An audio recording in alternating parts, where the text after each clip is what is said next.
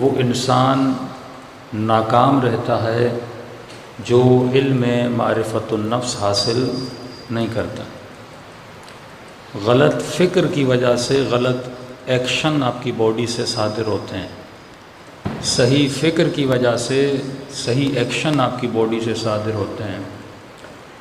مثال کے طور پر اسلام نے غم کے منانے کا طریقہ بھی بتایا، خوشی کے منانے کا طریقہ بھی بتایا، لیکن جب ہم اسلامی کلچر سے دور ہو جائیں تو ہمارے اوپر ویسٹرن کلچر حاوی ہو جاتا ہے۔ اب جس طرح 14 اگست ہے، لوگ خوشیاں منا رہے ہیں، تو جو اسلامی کلچر میں خوشی ہے وہ پٹاخے نہیں، یہ پیسے کا بھی ضیاع ہے، وقت کا بھی ضیاع ہے، لیکن یہ ویسٹرن کلچر کا حصہ ہے کہ جب نیو ایئر آتا ہے، ان کا نیا سال آتا ہے، تو آپ دیکھتے ہیں وہ پٹاخے پھوڑتے ہیں، کیونکہ ان کے پاس خوشیوں کو منانے کا طریقہ کسی نے بتایا نہیں ہے۔ لیکن جس امت کے پاس مصطفیٰ موجود ہو، جس امت کے پاس قرآن موجود ہو، تو اللہ نے کہا خوشی تجھے تب ہونی چاہیے جب میں تجھے نعمت عطا کروں۔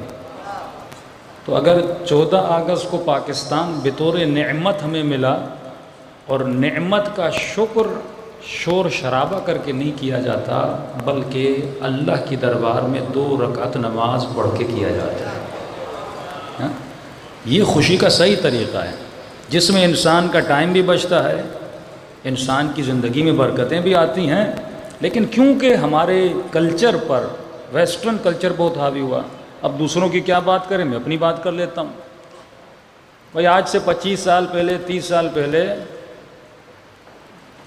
کبھی آپ نے دیکھا تھا کہ اہل بیت کی جب ولادت ہو یا جشن منایا جائے تو کیک کاٹا جائے؟ اب کل کو یہ نہ کہے کہ مولانا کیک کے مخالف ہیں۔ کیک ایک حلال چیز ہے، انڈے سے، آٹے سے، بیسن سے بنتا ہے، اس میں کوئی بری بات نہیں ہے، لیکن خوشی کو منانے کا جو طریقہ ہے وہ میں کہاں سے اڈاپٹ کر رہا ہوں؟ مثلاً پوچھا گیا کہ بھائی یہ لوگ جو داڑھی کاٹتے ہیں، یہ تو کہا جاتا ہے داڑھی نہ رکھو، لیکن یہ تجھے کس نے کہا کہ کاٹو؟ یہ کاٹنے کا تصور کہاں سے آیا؟ حالانکہ نیچرلی ہر انسان کو داڑھی آتی ہے، لیکن یہ تصور کہاں سے آیا؟ یہ تصور مجھے انگریز نے دیا نا، کہ اس کے جتنے افسر تھے یا انگریز جتنے فوجی تھے یہ کرتے تھے، تو ویسٹرن کلچر اتنا حاوی ہو جاتا ہے کہ پھر میں اس فکر کو فالو کرنے لگتا ہوں۔ ایک مومن کہہ رہا تھا کہ مولانا آج میں اپنے بچے کا برتھ ڈے وداؤٹ کیک تصور نہیں کر سکتا، جیسے نماز بغیر وضو کے نہیں ہوتی، ایسے برتھ ڈے بغیر کیک کے نہیں ہوتا۔ کیوں؟ کیونکہ میں اتنا اس کلچر میں انوالو ہو چکا ہوں، وہ کلچر میری زندگی کا حصہ بن چکا ہے۔ یہی وہ چیز تھے جو اہل بیت لانا چاہتے تھے کہ یہی پاکستان اگر بنا تو کیوں بنا؟ مسلمان تو وہاں بھی تھے، ہم نے ہندوستان سے پہلے انگریز سے، پھر ہندوستان سے ہم نے آزادی، کیوں نہیں صلوات پڑھے محمد و آل محمد پر؟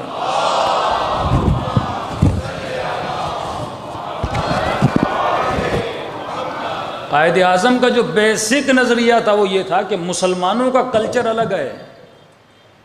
ہاں مسلمان وہاں بھی رہ سکتے ہیں، لیکن ہمارا کلچر الگ ہے۔